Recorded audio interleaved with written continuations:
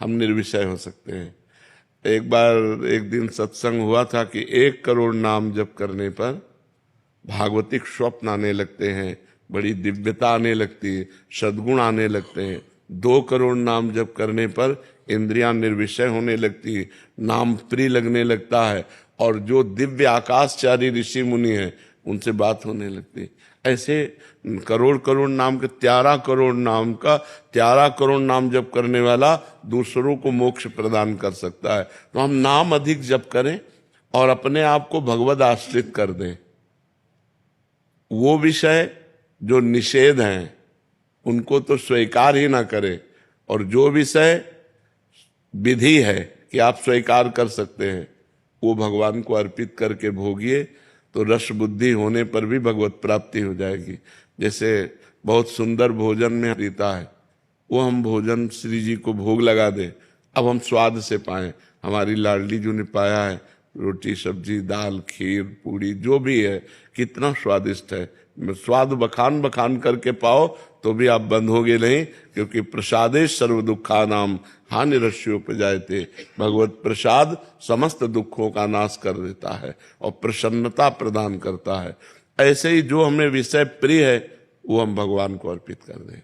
जो विषय प्रिय है, नाथ ये आप देख लो, आपकी मर्जी हो तो इसकी प्रियता अपने चरणों में घसीट लो, आपकी मर्जी हो वैराग्य दिला दो, प्रभु मैं आपकी शरण में हूं।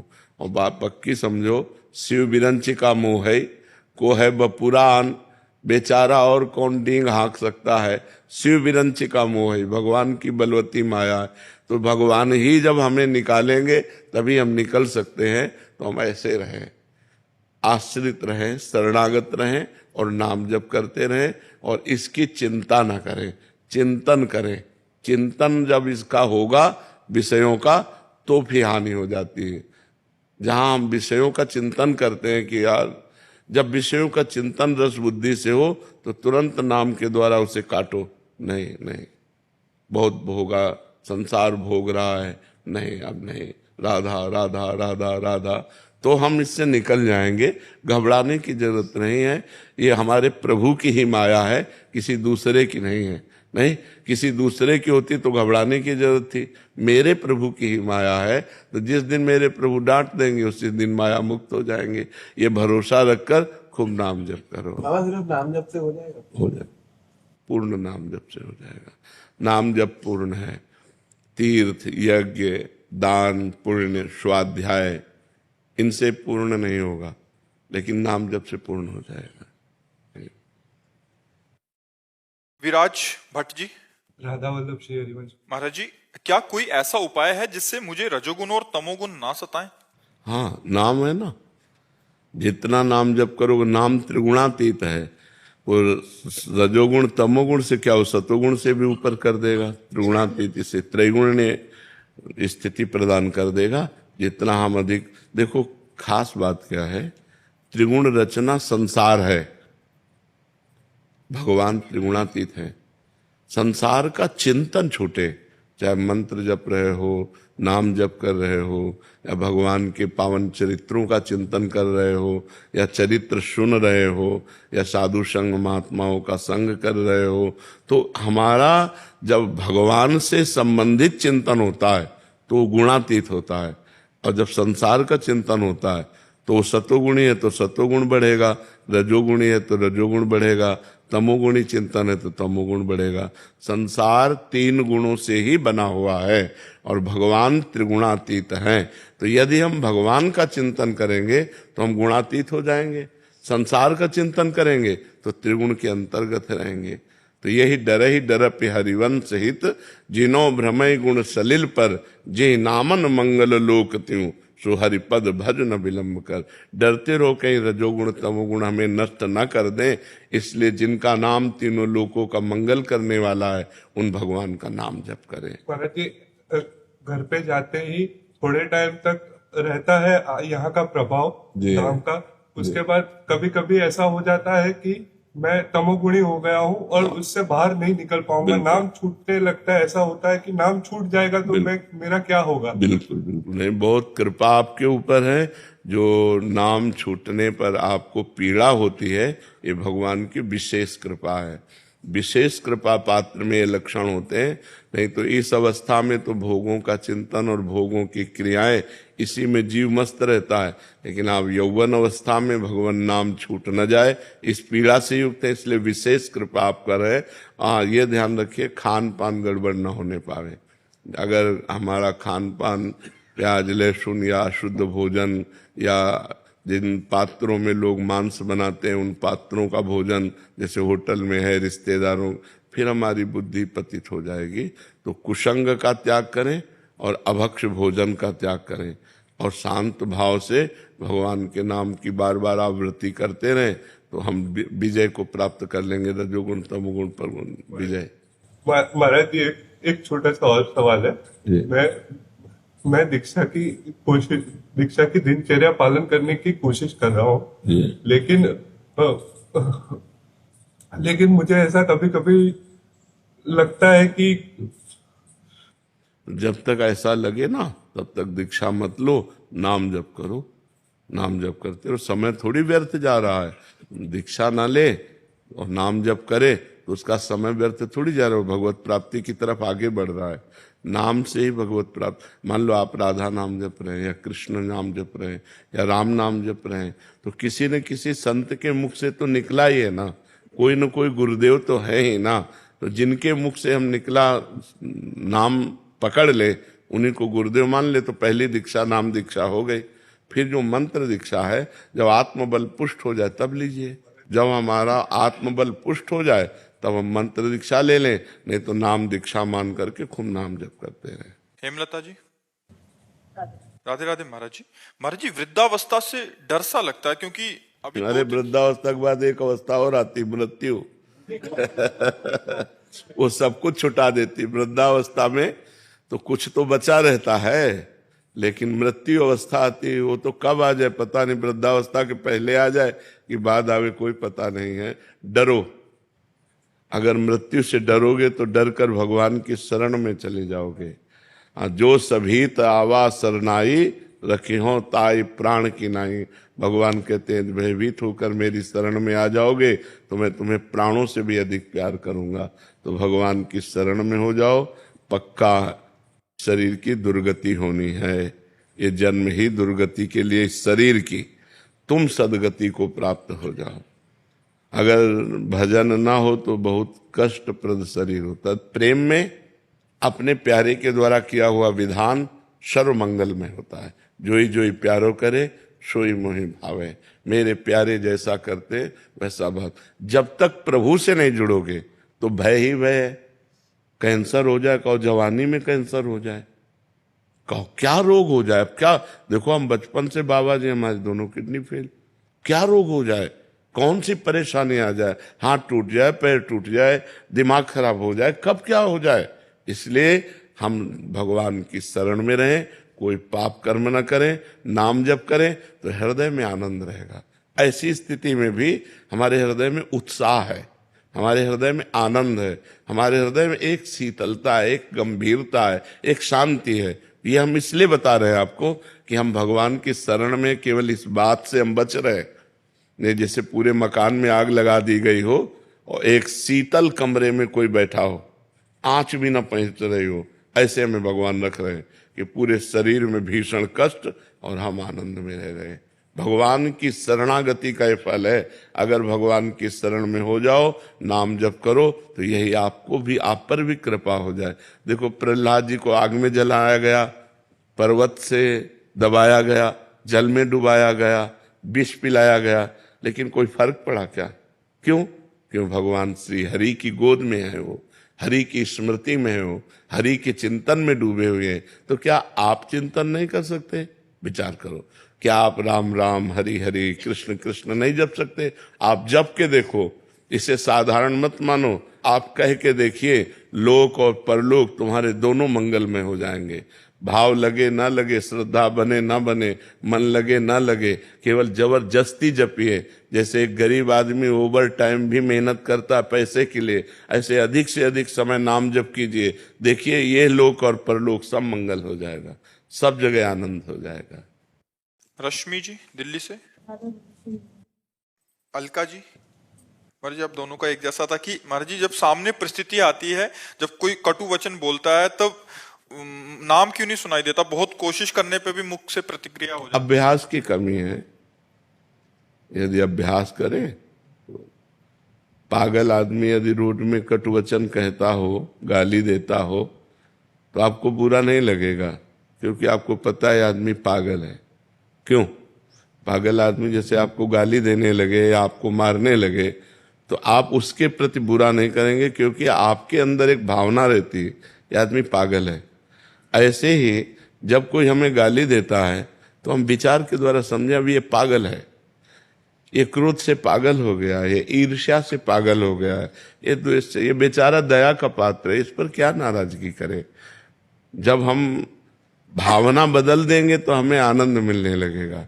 यदि हम ऐसी बात सोचने लगे या फिर ये सोचे मेरे भगवान इसमें विराजमान है, मेरा कोई कर्म है जिस कर्म को पवित्र करने के लिए भगवान इसके अंदर से प्रतिकूलता, कटुवचन, अपमान, तिरस्कार दे रहे हैं, मुझे सह लेना चाहिए, सहने से मेरे पाप नष्ट हो जाएंगे। तो हम अगर विचारवान हैं तो हम बच सकते हैं, अगर विचारवान नहीं है तो एक गाली दी हम 2 गाली दे दिए, ये सब ठीक नहीं है। भजन करने वाला उपासक करत जे अनशहन निंदक तिनहु पे अनुग्रह कियो। जो हमारा अपमान करें, जो हमारी निंदा करें, जो हमें दुख दें, उनको भी भगवान सुख दें, उनकी बुद्धि शुद्ध कर दें। वो बेचारा दोषी नहीं है, उसकी बुद्धि दूषित है, अगर बुद्धि ठीक हो गई तो बहुत अच्छा आदमी हो जाएगा। तो हे भगवान, जो ये हमारे सामने हमको गाली दे रहा है, नाथ इसकी बुद्धि शुद्ध कर दो, इसको आनंद प्रदान करो, ये भजन करने वालों का स्वभाव होता है। तो फिर भजन में हानि नहीं होगी। और अगर हम दूसरे का मंगल मनाने लगे, बुरा मनाने लगेंगे, तो वहां बुरा जब होगा हमारा पहले बुरा हो जाएगा कि हमारा भजन छूट जाएगा, हमारा हृदय मलिन हो जाएगा, हमारा हृदय जलने लगेगा। जी। राज प्रकाश शर्मा जी भोपाल से। दंडवत महाराज जी। महाराज जी प्रातः स्मरणीय पूरी पीठाधीश्वर महाराज जी जो शंकराचार्य जी महाराज जी हैं, कृपा से दास को उनके सानिध्य एवं संरक्षण का सौभाग्य प्राप्त हुआ। सेवा निवृत्त होने के पश्चात जब श्रीधाम वृंदावन में वास हेतु गुरुदेव ने आज्ञा प्रदान की, तब उन्होंने ये भी निर्देश किया कि वृंदावन में निवास के लिए किसी संत महापुरुष अथवा ब्रजवासी वैष्णव से वहां की रहनी रिवाज की जानकारी लेकर तथा उनकी अनुमति प्राप्त कर ही ब्रजधाम वास कीजिएगा, उचित रहेगा। इस संदर्भ में गुरुदेव मैं आपके श्री चरणों में निवेदन करता हूँ कि मुझे वृंदावन वास की रहनी की शिक्षा और मर्जी कैसे। सबसे सार बात है, देखो आप गृहस्थ धर्म से युक्त हैं, आपने जो भी कमाया है उस कमाई हुई वस्तु से ही आप अपना भरण पोषण करें। यहाँ के किसी ब्रजवासी या किसी वैष्णव या किसी संत के प्रति कभी दोष दृष्टि न करें। वो आपको गाली दे, वो आपके प्रति अवहेलना की भावना रखे तो भी, मान लो आप जैसे वास कर रहे हो तो यहाँ के ब्रजवासी भगवान के पार्षद हैं, तो बस हम सौम्य और शांत रहें। किसी संत की निंदा, वैष्णव धाम है यहाँ बहुत से वैष्णव जन हैं, तो किसी वैष्णव की निंदा ना करें और रज रानी का सेवन करें।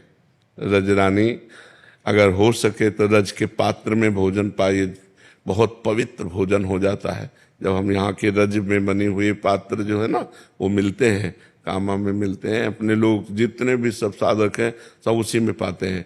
और अपनी सैया में थोड़ी रज डाल लीजिए, जैसे ऐसे रज डाल लिया और ऊपर से बिछौना बिछा लिया तो हम रज में ही सोते हैं, रज के पात्र में खाते हैं। यहाँ रज का बहुत बड़ा महत्व है, ब्रज रज का बहुत बड़ा महत्व है। और हो सके तो 1-2 रोटी निकाली, गऊ को पवा दी, चिड़िया पक्षियों को पवा दिया, कुछ दाना 100-200 ग्राम लेकर डाल दिया, जिससे जैसे कबूतर हैं, अन्य पक्षी हैं, वो दाना चुन ले। यहाँ के पक्षियों की सेवा, यहाँ के ब्रजवासियों की सेवा, संतों की सेवा अगर ना बन सके तो हम अपराध न करें और धाम में पड़े रहें। और वृंदावन बस के इतनो बड़ो सयान कि जुगल चरण के भजन में निमिष न दीजिए जान। पलक झपकने के समय को निमिष कहते हैं। एक निमिष भी हम प्रभु का चिंतन न छोड़ें, यही धामवास की रहनी है। हम रज का सेवन करें, सबसे झुक के रहें, किसी की निंदा स्तुति न करें, अपनी कमाई का खाएं और भगवान नाम जप करें, इसी से सब हो जाएगा। सरल शब्दों में धामवास किए रहनी, गृहस्थ धर्म से युक्त होकर के। जी। नमिता पवार जी, पुणे महाराष्ट्र से। राधे राधे महाराज जी। महाराज जी, अगर स्वर्ग और नरक में हम पुण्य और पाप के फल भोगते हैं तो हम धरती पर कौन से पापों और पुण्यों का प्रारब्ध भोगते हैं? जब सजा होती है तो जुर्माना भी होता है कि नहीं होता? कि 10 साल की सजा और 1 लाख रुपया जुर्माना होता है ना। तो ऐसे ही शेष बचे हुए कर्मों को जो जुर्माना रूप होते हैं वो यहाँ मृत्यु लोक में भोगना पड़ता है। बकाया पूर्ण हिसाब किताब तो नरक और स्वर्ग में होता है। पुण्यों का स्वर्ग में और पाप का नरक में, और बचे हुए पाप जो पुण्य और पाप होते हैं उनसे मिश्रित मानव देह बनता है। पुण्य देह देव देह, पाप देह यातना देह, और पाप और पुण्य मिश्रित देह मानव देह। तो इसमें कुछ पाप, ज्यादा नहीं, कुछ पाप और कुछ पुण्य मिलाकर बनाया जाता है, जिससे कभी सुख कभी दुख, कभी सुख कभी दुख, ये पूरे जीवन चलता रहता है। लेकिन देवलोक में दुख नाम की चीज नहीं है, नरक में सुख नाम की चीज नहीं है। यहाँ सुख और दुख दोनों है। अगर भजन कर लो तो पाप और पुण्य दोनों को नष्ट करके परम सुख को प्राप्त हो सकते हो, जो सुख और दुख दोनों से परे है। ये मानव देह में विशेष योग्यता है कि वो भगवान का भजन करके शुभ और अशुभ को नष्ट करके वो परमात्मा प्राप्ति कर सकता है, वो आत्यंतिक सुख प्राप्त कर सकता है। ये न देव शरीर में है न यातना देह में है, ये केवल मानव देह में ही सुविधा है कि आप भजन करके भगवान को प्राप्त हो सकते हैं। डॉक्टर विनीशा जी, जयपुर से। राधे राधे महाराज जी। महाराज जी, जब किसी से प्रेम करते हैं उसके विषय में सोचना नहीं पड़ता, स्वतः ही उसकी याद आती है। ईश्वर से प्रेम कैसे होगा? ऐसा कैसे, ऐसी कैसे बात करती हो? उसका रूप, उसका गुण, उसका स्वभाव, उसकी चाल ढाल, ये सब हमारे दिमाग में चलती है। प्रेम ऐसे हो जाता है। हम जब किसी से प्रेम करते हैं, उसका स्वभाव, उसकी चाल ढाल, उसका रूप, उसके साथ बैठना, उसकी बातचीत, वो सब हमारे दिमाग में नाचती है। ऐसा करो आप प्रभु के लिए। प्रभु का रूप, प्रभु की बातचीत, प्रभु का नाम, प्रभु का स्वभाव, प्रभु के गुण, प्रभु का चिंतन, अभी प्रभु से प्रेम हो जाए। समझिए आप, प्रेम ऐसे किसी से हो जाता है क्या? हम किसी के विषय में जब सुनते हैं और उसकी बात करते हैं, उससे उसके रूप का चिंतन करते हैं, उसके स्वभाव का, उसके गुण का चिंतन करते हैं, तो हमें उससे प्रेम हो जाता है। तो ऐसे हम प्रभु की कथा सुने, प्रभु का नाम जप करें, प्रभु की महिमा सुने, बार बार उन्हीं के विषय में सोचें, उनसे प्यार हो जाएगा। बिल्कुल ऐसा। और जिससे प्यार हो जाता है फिर वो हमारे दिमाग में बस जाता है। पिय मूर्ति नयनन बसे। मान लो व्यक्ति तो दूर है लेकिन भगवान तो हमारे में भी विराजमान है। जब सब जगह है तो मेरे पास भी है, जब सब समय है तो इस समय भी है, तो भगवान तो मेरे समीप है। जब वो हमारी हर बात सुन रहे हैं, जब उनसे हम प्यार करना चाहते हैं तो हमारे सामने वो आने लगते हैं, हमारे ध्यान में वो झांकी रूप आने लगती है। और जब अधिक प्यार हो जाता है तो साक्षात दर्शन हो जाता है, फिर तो निहाल हो जाता है। पर प्रभु से प्यार इसलिए नहीं होता कि हमें बहुतों से प्यार है, खाली जगह नहीं है। हमारी हृदय रूपी धर्मशाला पहले से देखो, कोई न कोई विषय से प्रीति है, अपने शरीर से प्रीति है, अपने शरीर संबंधियों से प्रीति है। तो भगवान ने अपनी प्रीति के लिए कहा है, जननी जनक बंधु सुतदारा, तन धन धाम सुहृद परिवारा, सबकी ममता ताग बटोरी, मम पद मन ही बांध बटोरी। भगवान से प्रेम करने के लिए एक शर्त है कि किसी से आपका प्रेम होना नहीं चाहिए। अगर किसी वस्तु से भी प्रेम है तो भगवान से प्रेम नहीं होगा, वो वस्तु आपको घसीट लेगी। भगवान से प्रेम करने के लिए एकदम समेटना होगा और सीधे पूरा पावर भगवान की तरफ, अभी प्रेम हो जाएगा। जैसे मीरा जी कहती, मेरे तो गिरधर गोपाल, ये बात हम लोग बोल सकते हैं, ये मेरे तो गिरधर गोपाल, लेकिन सच्ची बात ही हम नहीं बोल सकते दूसरों न कोई, है नहीं? दूसरों न कोई, उसमें अपना शरीर भी नहीं है। देखो जहर दिया गया, जहर का प्याला मीरा जी पी गई कि नहीं? अगर शरीर प्रिय होता तो जहर का प्याला कैसे पीती? शरीर भी प्रिय, दूसरों न कोई, मेरे तो गिरधर गोपाल, दूसरों जाके सिर मोर मुकुट, मेरो पति सोई। तो इसमें थोड़ा सा अनन्यता चाहिए, और सब जगह से प्रियता हटाकर जब हम प्रभु के चरणों में प्रेम करते हैं तो हमारे नेत्रों में बस जाते हैं, हमारे हृदय में बस जाते हैं, हमारे रोम रोम में वही छा जाते हैं। मीतू शर्मा जी मुंबई से। राधे राधे महाराज जी। गुरुदेव, घर में लड्डू गोपाल विराजमान हैं, उनकी सेवा वात्सल्य भाव से करते हैं। जब किसी मंदिर में दर्शन करने जाते हैं तो महाराज जी वहां कुछ भाव हमारा अलग हो जाता है। हमें लगता है कि हमारे ठाकुर जी, मेरे लड्डू गोपाल बड़े हो गए हैं, मेरे से दूर हो गए हैं। महाराज जी ऐसा भाव आता तो महाराज जी क्या? जब जाइए तो अपने गोपाल जी को लेके जाइए कि चलो तुम्हें बड़े भगवान के दर्शन कराते हैं। अपने ठाकुर जी को साथ रखिए और उनको भी दर्शन कराइए, भाव तो अपना ही है ना। तो हम जब अपने भाव से बने रहेंगे ना तो रहेगा, चलो लाला आज तुम्हें संत दर्शन कराने चलते हैं, चलो आज तुम्हें ठाकुर जी के दर्शन, क्योंकि हमारा लाला ठाकुर जी थोड़ी है, वो तो हमारा लाला है। ठाकुर जी के दर्शन तो हमारा भाव भी बना रहेगा और आनंद भी रहेगा, हर समय हमारे लाला हमारे साथ रहेंगे। गौरव चौहान जी। श्री हरिवंश। श्री हरिवंश महाराज जी। महाराज जी, आपके सत्संग और एकांतिक वार्तालाप को सुनते ही ऐसा क्यों लगता है कि प्रत्येक शब्द मेरे लिए ही कहा जा रहा है?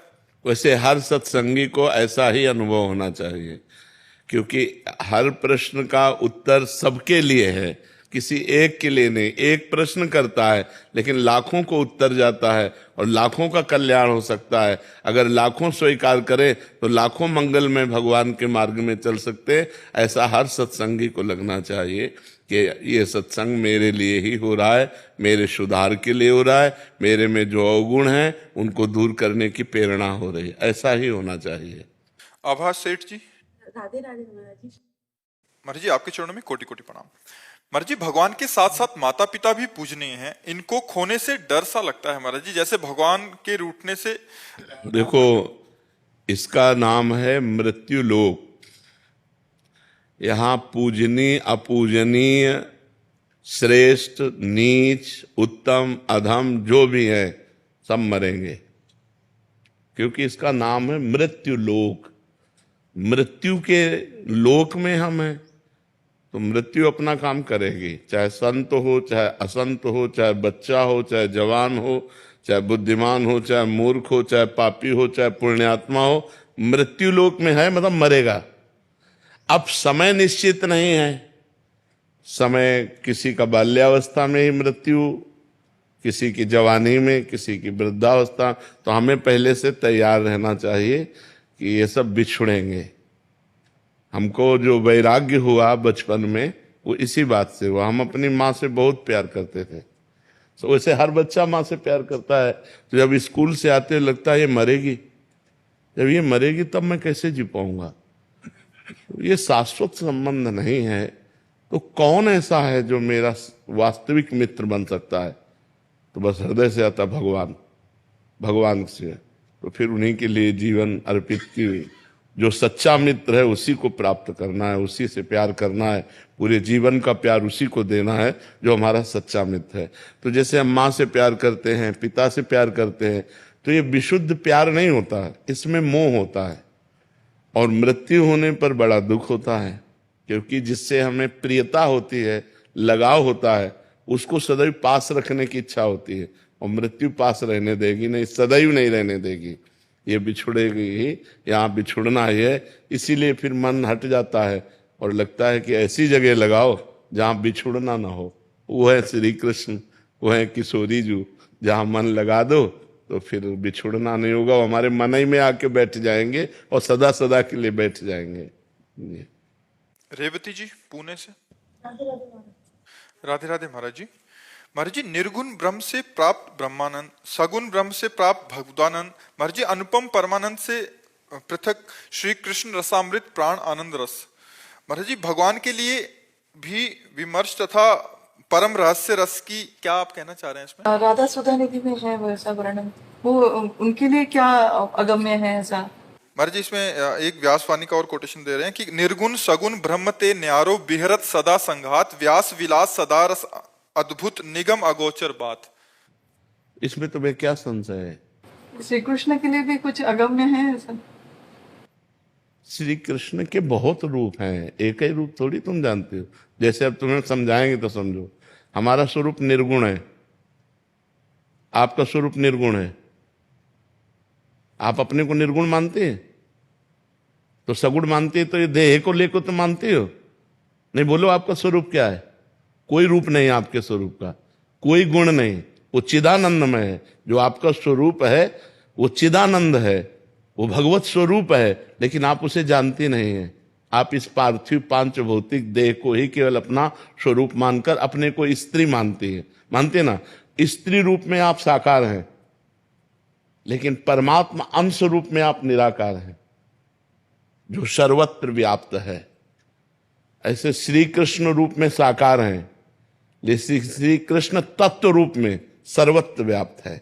अब सुनिए, जब श्री कृष्ण रूप नहीं प्रकट किए हुए थे तब भी तो श्री कृष्ण थे। तो कहां थे? निकुंज में, नित्य धाम वृंदावन में प्रियाजू के साथ।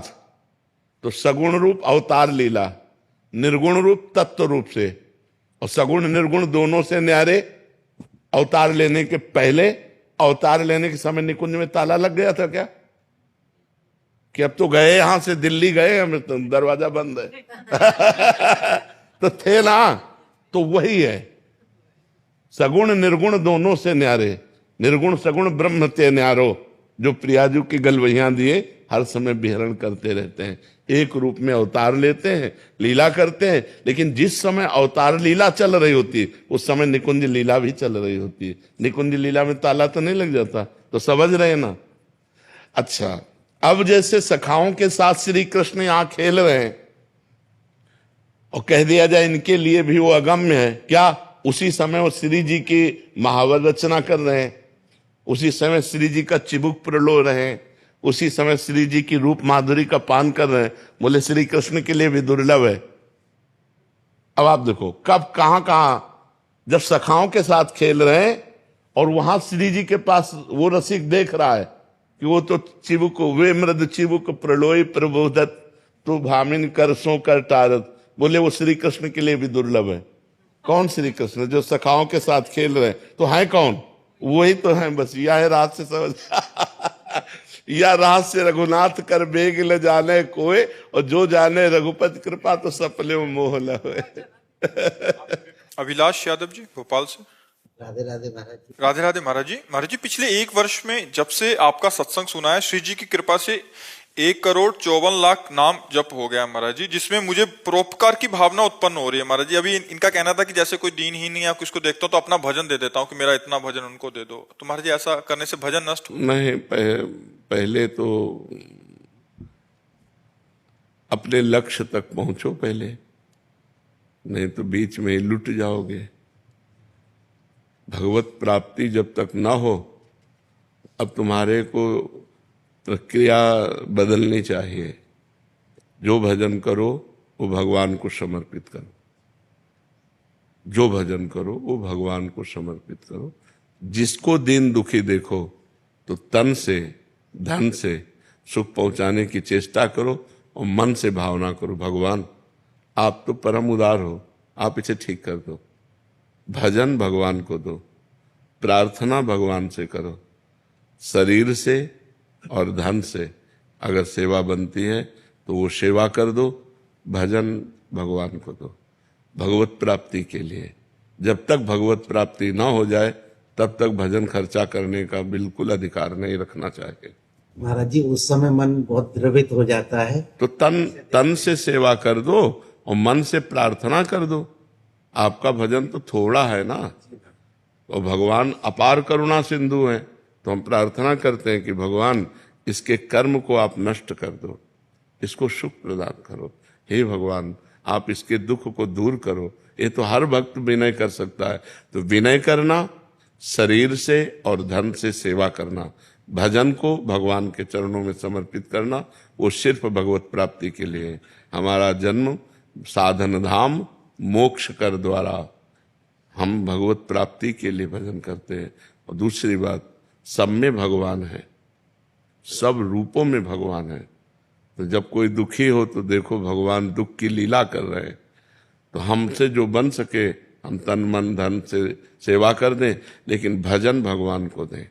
भजन का फिर उससे लक्ष्य की प्राप्ति में बाधा पड़ जाए। महाराज जी विचार ऐसा आता है कि मैं तो और भजन कर लूंगा, लेकिन इसको लेकिन शाम तक जियोगे आपको पता है क्या?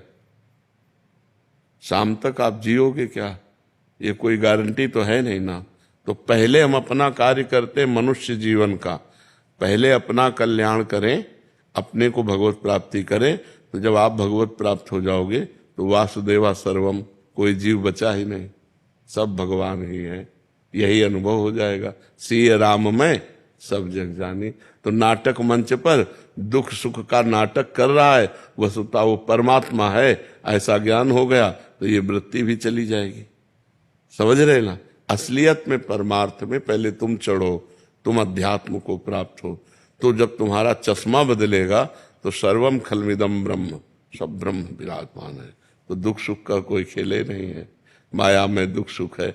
जैसे स्वप्न में दुख सुख होता है तो जागृत में मिट जाता है, ऐसे ही जागृत का दुख सुख ज्ञान में मिट जाता है। जब आप ज्ञान को प्राप्त होगे, भगवान को प्राप्त होगे, तो न दुख है न सुख है, वही सच्चिदानंद परमात्मा स्त्री पुरुष रूप धारण किए हुए लीला कर रहा है, ऐसा अनुभव आएगा। तो अपने भजन को भगवान को समर्पित कर। महाराज जी आपके चरणों में कोटि कोटि प्रणाम। महाराज जी मेरी उम्र 48 वर्ष है। हम दोनों पति पत्नी पिछले 2 वर्षों से दीक्षित हैं। दोनों मिलकर गुरुदेव भगवान के बताए मार्ग पर चलने का अथक प्रयास भी कर रहे हैं। महाराज जी मेरे अंदर काम भाव बिल्कुल नहीं है, लेकिन गुरुदेव की वाणी के अनुसार उनका काम भाव पूरा करने के साथ देती हूँ। लेकिन मेरे मन में बहुत जलन होती है, 2-3 दिन तक भजन रुक जाता है महाराज जी, बिगड़ जाता है। ऐसे में महाराज जी मुझे क्या करना चाहिए? नहीं, अगर हमें ये भाव आ जाए कि हम अपने पति की सेवा करते हैं, उसे काम भाव क्यों देखें? भक्ति भाव में सेवा भाव है, और पति को हमने भगवान माना है, और पति को हमने अपना हाथ समर्पित किया है। अगर उनका इस शरीर पर अधिकार है और वो काम भाव से इसका सेवन करते हैं तो हमें प्रसन्न रहना चाहिए। हमें काम सुख का स्वाद नहीं लेना, लेकिन अपने पति को संतुष्ट करने के लिए तो उसमें न जलन होनी चाहिए न खुशी होनी चाहिए, समभाव होना चाहिए। मेरी कोई इच्छा नहीं है, आप हमारे पति हैं, जैसी आज्ञा करें। शांति। 2-3 दिन भजन रुक जाना या पर, ये केवल आपके भाव की परेशानी और कोई परेशानी नहीं है, केवल भाव की परेशानी। एक बार भाई जी से, हनुमान प्रसाद पोद्दार जी से, उनकी पत्नी ने कहा कि आप तो भगवत प्राप्त हो गए काशी में। कहा आप भगवत प्राप्त हो गए, हम तो गृहस्थ हैं, हमें संतान चाहिए। अब आप भगवत प्राप्त हैं तो कैसे संतान होगी, क्योंकि भगवत प्राप्त के अंदर काम ही नहीं होता। तो उनका, तुम केवल इतना देखो, ये हनुमान प्रसाद पोद्दार मेरा पति है, बस ये हनुमान प्रसाद पोद्दार तुम्हारे लिए सिर्फ तुम्हारा पति है, भाई जी महाराज ने। और इसके बाद सावित्री नाम की कन्या प्रकट हुई। तो धर्म में काम भगवान का स्वरूप है, वो निषेध नहीं है। अधर्म में काम, अभी किसी अन्य पुरुष के प्रति आपकी भावना हो तो ये निंदनीय है, लेकिन अपने पति यदि ऐसा करते हैं तो ना हमें क्षोभ होना चाहिए, ना हमें रोष होना चाहिए, और ना हमारे भजन में फर्क पड़ना चाहिए। हमारी सेवा हो रही, हमारे पति हैं, तो इसको निगेटिव में मत लीजिए, नकारात्मक भाव में मत लीजिए।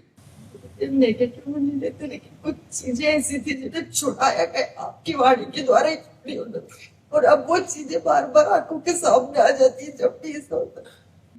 देखो, इस शरीर को प्रिय अपना मत मानो, अपना स्वरूप मत मानो। जैसे हमने ये कपड़ा दे दिया, अब इसे चाहे पैरों से रौंद दो चाहे माथे पे बांध लो, हमारा कोई अधिकार नहीं। ऐसे हमने ये तन मन धन सब भगवान को दे दिया, और अपने पति में हम भगवान की भावना करते हैं। अरे बिल्कुल, आप सोच केवल बदल दो, केवल सोच बदलनी है। हाँ, केवल सोच बदल दो, इससे कोई फर्क नहीं पड़ता। अपने धर्म का पालन करते हुए यदि हम विषय सेवन करते, कोई फर्क नहीं पड़ता। और धर्म विरुद्ध हम केवल चिंतन कर ले तो फर्क पड़ जाएगा। धर्म के विरुद्ध नहीं चलना, धर्म से युक्त चलना है। भगवान ने बनाया ही ये संसार ऐसा है। अगर वो निष्काम है तब तो बहुत बढ़िया है, आप भी निष्काम रहिए। अगर वो सकाम है, अगर आप उनका साथ नहीं देते, फिर वो इधर उधर दृष्टि डालें, तो कम एक साथी तो हमारा बिगड़ रहा है ना। तो ऐसा नहीं चाहिए, हमें बहुत प्रेम पूर्वक उनका साथ देना चाहिए।